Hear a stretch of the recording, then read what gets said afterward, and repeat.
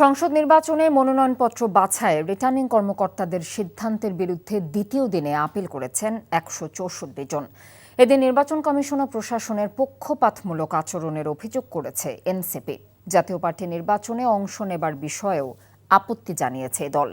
আর লুণ্ঠিত অস্ত্রের প্রায় ১৫%ই এখনও উদ্ধার হয়নি বলে জানিয়েছেন নির্বাচন কমিশনার আবুল ফজল মোহাম্মদ সানাউল্লাহ।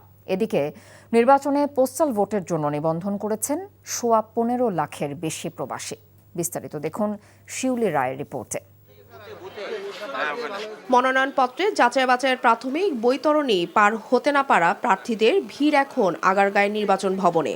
রিটার্নিং কর্মকর্তাদের সিদ্ধান্তে যাদের প্রার্থিতা বাতিল হয়েছে, নির্বাচনী দৌড়ে টিকে থাকতে তারা এখন আইনি লড়াইয়ে। প্রথম 2 দিনে ১৬৪ জন প্রার্থী তাদের প্রার্থিতা ফিরে পেতে আবেদন জমা দিয়েছেন। হলফনামায় ভুল, ঋণ খেলাপি ও সমর্থকদের স্বাক্ষরে গরমিল এমন নানা অভিযোগে বাদ পড়া প্রার্থীরা এখন নির্বাচন কমিশনের আপিল এজলাসে ন্যায় বিচারের প্রতীক্ষায়। ওনার নামে একটা অজ্ঞাত মামলা হয়েছে মিরপুর মডেল থানায়। প্রার্থীর বাড়ি কুড়িগ্রাম। ইনি ওই মামলা সম্পর্কে কিছু জানেন না। সংশোধন ওখানেই করা যেতে পারতো, কিন্তু কেন সেটা আমাদেরকে এই ঝামেলা পোহাতে হলো।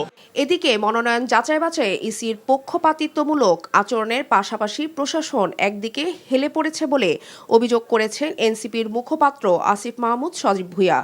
জাতীয় পার্টি নির্বাচনে অংশ নেওয়ার বিষয়ে আপত্তি তুলেছেন তিনি। অভিযোগ আছে ইসলামী আন্দোলনেরও। জাতীয় পার্টির নির্বাচনে অংশগ্রহণ করার বিষয়ে আমাদের দলের পক্ষ থেকে এক ধরনের কনসার্ন ছিল যে আমরা চাই না যে ফ্যাসিবাদের যারা দোষর আছেন এবং বিগত ফ্যাসিবাদকে যারা বিভিন্ন উপায়ে বৈধতা দিয়েছেন তারা যেন কোনোভাবেই এই নির্বাচনে অংশগ্রহণ না করতে পারেন। 2-1টি রাজনৈতিক দলের প্রধান তারা ভিভিআইপি প্রটোকল পাচ্ছে।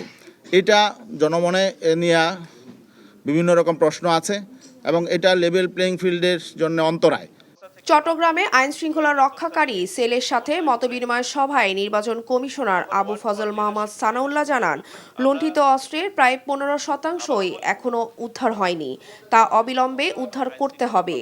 একই সাথে পার্শ্ববর্তী দেশ থেকে কোনো অবস্থাতেই দেশে অস্ত্র প্রবেশ করতে না পারে সেই ব্যাপারে আইন শৃঙ্খলা রক্ষাকারী বাহিনীকে কঠোর ব্যবস্থা নেওয়ার নির্দেশ দেন তিনি।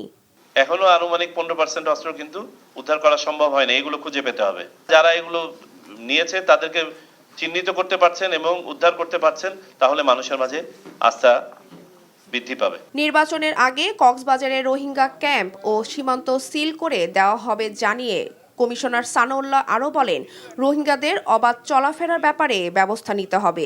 নির্বাচনকে সামনে রেখে রোহিঙ্গা ক্যাম্প অবশ্যই আমাদেরকে সিল করতে হবে এবং বর্ডারকে সিল করে দিতে হবে।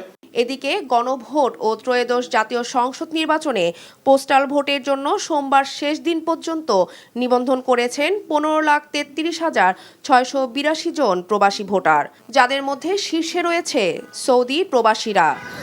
শিউলি রায়, এনটিভি নিউজ, ঢাকা।